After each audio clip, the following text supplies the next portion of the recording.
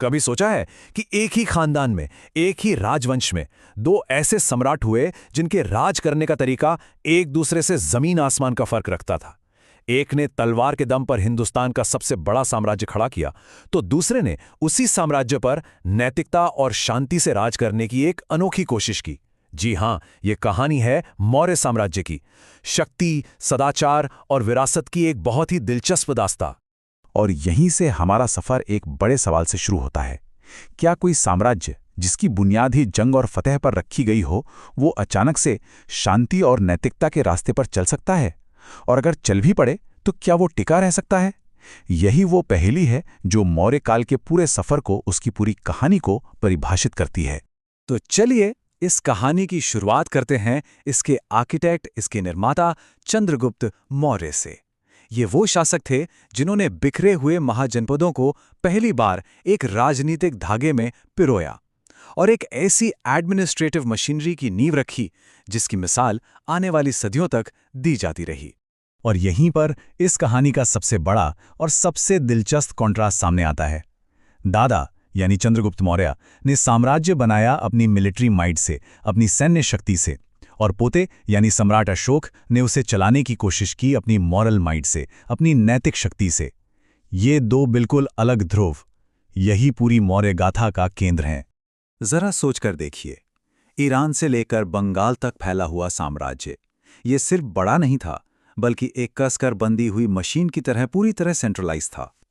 इसकी नींव में दो ही चीजें थीं, एक जबरदस्त सैन्य विजय और दूसरा हर कोने पर मजबूत केंद्रीय नियंत्रण। अब इतने बड़े साम्राज्य को चलाने के लिए एक बहुत ही सोफिस्टिकेटेड एडमिनिस्ट्रेटिव सिस्टम बनाया गया था। कौटिल्य के अर्थशास्त्र जैसे ग्रंथों से हमें पता चलता है कि हर विभाग के लिए एक खास अधिकारी था, सेनापति से लेकर ट्रेजरर तक। मतलब ये सिर्फ एक राजा का शासन नहीं था, बल्कि एक पूरी तरह से विकसित ब्यूरोक्रेसी थी जो इस विशाल साम्राज्य की रगों में खून की तरह दौड़ रही थी। तो कुल मिलाकर चंद्रगुप्त का शासन बहुत प्रैक्टिकल और ऑथोरिटेरियन था। उनका पूरा फोकस साम्राज्य की सुरक्षा और सरकारी खजाने को भरने पर था, और यही वो मजबूत नींव थी जिस पर आगे चलकर अशोक ने अपने नैतिक प्रयोग किए। लेकिन फिर चंद्रगुप्त की बनाई इसी मजबूत नींव पर उनके पोते अशोक ने कुछ ऐसा किया जिसने साम्राज्य की पूरी आइडियोलॉजी में एक ड्रामेटिक मोड़ ला दिया। एक ऐसा बदलाव जिसने हमेशा हमेशा के लिए इतिहास की धारा ही बदल दी। इस बहुत बड़े बदलाव की शुरुआत हुई एक युद्ध से, कलिंग का युद्ध। कहते हैं कि इस जंग में जो भयानक हिंसा और खून खराबा हुआ, उसने सम्राट अशोक को अंदर तक झकझोर कर रख दिया, और उसी पछतावे की आग से जन्म हुआ एक नए विचार का, जिसे हम धम्म के नाम से जानते हैं। तो आखिर ये धम्म था क्या? देखिए, ये कोई नया धर्म नहीं था, बल्कि ये शासन करने का, गवर्नेंस का एक नया तरीका था। अशोक ये समझ चुके थे कि इतने बड़े और डाइवर्स साम्राज्य को सिर्फ तलवार के दम पर एक साथ नहीं रखा जा सकता। तो धम्म वो नैतिक कोड था जो अहिंसा, सामाजिक कल्याण और सहिष्णुता के सिद्धांतों पर आधारित था, और जिसका असल मकसद था लोगों के दिलों को जीतना। सोचिए, ये कितना बड़ा रैडिकल शिफ्ट था।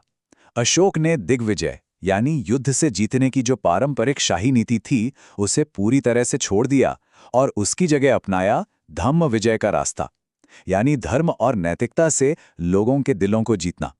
ये भारतीय इतिहास में अपनी तरह का पहला और शायद सबसे बड़ा प्रयोग था। पर सवाल ये है कि ठीक है, पॉलिसी तो बन गई, पर अशोक ने अपनी इस नई नीति को लागू कैसे किया? उन्होंने अपनी बात सीधे जनता तक पहुंचाने के लिए एक बहुत ही अनोखा तरीका अपनाया। उन्होंने पत्थर के खंभों और चट्टानों पर अपने संदेश खुदवाए, जो एक तरह से उस जमाने का मास कम्युनिकेशन था। अशोक के ये जो शिलालेख थे, ये एक ही बार में नहीं खुदवाए गए, नहीं, बल्कि ये एक सोची समझी स्ट्रैटेजी का हिस्सा थे। उन्होंने शुरुआत की बॉर्डर के इलाकों से, जहां ग्रीक और अरामी जैसी भाषाओं का इस्तेमाल हुआ, और फिर धीरे धीरे अपने पूरे शासनकाल के दौरान उन्होंने पूरे साम्राज्य में धम्म के सिद्धांतों को पत्थर पर हमेशा के लिए अंकित करवा दिया। और इन पत्थरों पर सिर्फ नैतिक उपदेश नहीं लिखे थे, ये ठोस सरकारी नीतियां थीं। इनमें पशु बलि पर रोक लगाने से लेकर इंसानों और जानवरों के लिए अस्पताल बनवाने और युद्ध के नगाड़ों यानी भेरी घोष की जगह शांति के संदेश, धम्म घोष को बढ़ावा देने जैसे साफ साफ आदेश थे। मतलब धम्म सिर्फ एक विचार नहीं था, वो जमीन पर लागू हो रहा था। और एक और बात, इन खंभों और शिलालेखों को ऐसे ही कहीं भी नहीं लगा दिया गया था। इसके पीछे भी एक जबरदस्त स्ट्रैटेजी थी।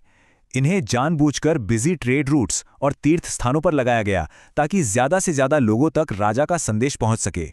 मकसद एकदम साफ था, नैतिक संदेशों के धागे से इस विशाल साम्राज्य को एक साथ पिरोना और एक कल्याणकारी शासक के तौर पर सीधे अपनी प्रजा से बात करना। लेकिन हर महान कहानी की तरह इस साम्राज्य का भी अंत हुआ, और यहीं पर एक बहुत बड़ा सवाल खड़ा होता है कि इतना मजबूत और इतना नैतिक साम्राज्य आखिर गिरा क्यों? और यहीं पर इतिहास का सबसे बड़ा विवाद जन्म लेता है। क्या वही महान नीति अशोक का धम्म जो साम्राज्य की पहचान बनी, कहीं वही उसके पतन का कारण तो नहीं बन गई? क्या एक विशाल साम्राज्य सिर्फ नैतिकता के सहारे बिना एक मजबूत मिलिट्री के जिंदा रह सकता है? देखिए, सच्चाई ये है कि पतन का कोई एक कारण नहीं था। ये कई समस्याओं का मिला-जुला नतीजा था। अशोक के बाद जो उनके उत्तराधिकारी आए वो कमजोर साबित हुए। जो सेंट्रलाइज्ड एडमिनिस्ट्रेशन एक मजबूत राजा के समय ताकत था, अब वो बोझ बन गया। वहीं कुछ लोग मानते हैं कि धम्म के प्रचार और स्तूपों पर हुए भारी खर्च ने शाही खजाना खाली कर दिया, और शायद अहिंसा की नीति ने धीरे धीरे सेना को भी कमजोर कर दिया था। और इस पर हिस्टोरियंस के बीच भी कोई एक राय नहीं है। एच.सी. रायचौधरी जैसे इतिहासकार अशोक की शांति वाली पॉलिसी को जिम्मेदार मानते हैं, तो डी.डी. कोसांबी इकोनॉमिक क्राइसिस को मुख्य कारण बताते हैं, और रोमिला थापर प्रशासनिक कमजोरियों की ओर इशारा करती हैं। शायद सच्चाई इन सभी के मिश्रण ने ही कहीं छिपी है। और विडंबना देखिए, इस महान साम्राज्य का अंत किसी बाहरी हमले से नहीं हुआ, बल्कि एक अंदरूनी विद्रोह से हुआ। आखिरी मौर्य सम्राट बृहद्रथ की हत्या उन्हीं के अपने सेनापति पुष्यमित्र शुंग ने कर दी। जिस साम्राज्य ने दुनिया को अहिंसा का पाठ पढ़ाया, उसका अंत हिंसा से ही हुआ।